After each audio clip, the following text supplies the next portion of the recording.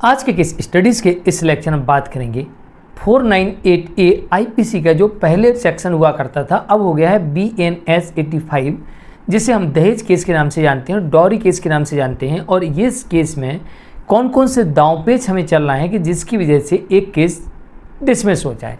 अगर आपने इस केस को डिसमिस करा लिया तो इसके साथ में जो इसके भाई भतीजावाद आए थे, यानी कि मेंटेनेंस का आया था, डोमेस्टिक वायलेंस का आया था और भी कोई केस आया था, तो वो केस भी डिसमिस हो जाएगा। क्योंकि ये केस अकेला कभी नहीं आता, ये जब भी आता है अपने पूरे कुनबे को लेके आता है। मतलब पत्नी एक साथ 2 केस, 3 केस, 4 केस, 5 केस ऐसे करती है पति के ऊपर, तो एक साथ पूरा का पूरा पैकेज यूज करती है। तो ऐसी स्थिति में पति ने अगर इस केस को डिसमिस करवा लिया तो ये केस होता है सबसे बड़ा, जिसमें पुलिस इन्वेस्टिगेशन करती है और कोर्ट इसे डिसमिस करती है। तो ऐसी स्थिति में देखो, अगर कंप्लेंट करेगी तो पुलिस इन्वेस्टिगेशन करेगी, अगर कोर्ट में केस फाइल करेगी तो पुलिस इन्वेस्टिगेशन करेगी, अगर पुलिस डिसमिस करेगी तो कोर्ट डिसमिस करेगी, और अगर कोर्ट में लगाएगी तो कोर्ट डिसमिस करेगी। तो जहां पर कोर्ट ने ही डिसमिस कर दिया ऐसे केस को, तो वही सारे आरोप डोमेस्टिक वायलेंस में होते हैं, वही सभी आरोप मेंटेनेंस के केस में होते हैं, वही सभी आरोप अन्य किसी केस में और हो सकते हैं। इस कारण से जो पहले ये वाला केस कोर्ट ने डिसमिस कर दिया, इसकी वजह से आपके पूरे ये वाले केस भी डिसमिस हो सकते हैं। तो अब डिसमिस कराने के लिए हमको करना क्या है ये समझ लीजिए। जय जनेन्द्र मुकेश जैन, वीडियो को लाइक और शेयर कर दीजिए और इस तरह जजमेंट्स पाने के लिए दिए गए नंबर पर आप हमें संपर्क कर सकते हैं।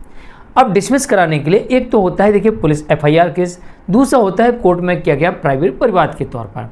तो जो पुलिस वाला केस है उसमें चार्जशीट जमा होगी, ध्यान रखिएगा, उसमें चार्जशीट जमा होगी।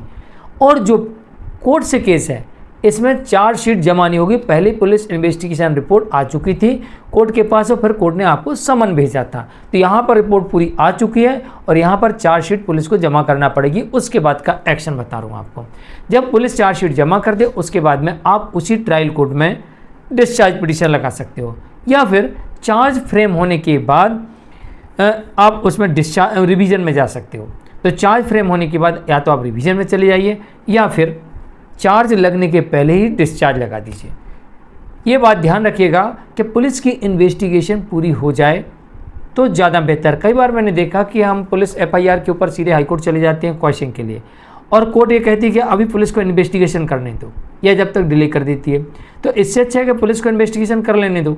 जैसे ही पुलिस चार्जशीट जमा करे वैसे हाईकोर्ट जाने की बजाय आप ट्रायल कोर्ट में ही आप डिस्चार्ज लगा दीजिए। चार्ज फ्रेम हो गया, चार्ज फ्रेम अगेंस्ट चली जाइए, ये कर सकते हैं, क्वेश्चन में जा सकते हैं। तो डिस्चार्ज लगाइए, चार्ज फ्रेमिंग ऑफ चार्ज पे चले जाइए रिवीजन में। इसके अलावा आप क्वेश्चन में जाइए और जब क्वेश्चन से बात ना बने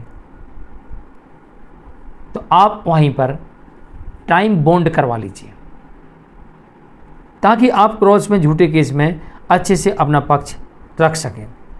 और अगर ये इससे बात ना बने तो फिर आपको नॉर्मल फाइट करना है, लेकिन आपको सबसे पहले डिस्चार्ज या रिवीजन में एनी कंडीशन जाना चाहिए।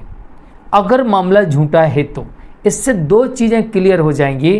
पहली बात, अगर वाइफ के पास में कोई भी सबूत होगा तो वो कोर्ट के सामने आ जाएगा और आपको पता लग जाएगा कि मेरे अगेंस्ट वाइफ के पास में ये सबूत है जिसके आधार पर उसने केस किया है। दूसरी बात, पुलिस ने अपनी इन्वेस्टिगेशन में क्या लेके आई है और वो कैसे कोर्ट में साबित करेगी, एक क्लियर हो जाएगा। तीसरी बात, जब हमें पता लग जाए कि भाई ना पुलिस के पास इन्वेस्टिगेशन करने के बाद कुछ मिला, ना पत्नी के पास कुछ है, तो अभियोजन पक्ष के पास कुछ है ही नहीं, तो मैं ऐसे केस को क्यों लड़ूं? तो कोर्ट कहेगी भाई ऐसे व्यक्ति को क्यों आप फंसा के रखे हो कि आपके पास कुछ है ही नहीं साबित करने के लिए, तो आपका केस डिसमिस हो जाएगा। और अगर आपको पता लग गया कि भाई सारे सबूत मेरे अगेंस्ट हैं, इस केस में मुझे सज़ा हो सकती है, तो ये भी क्लियर हो जाएगा।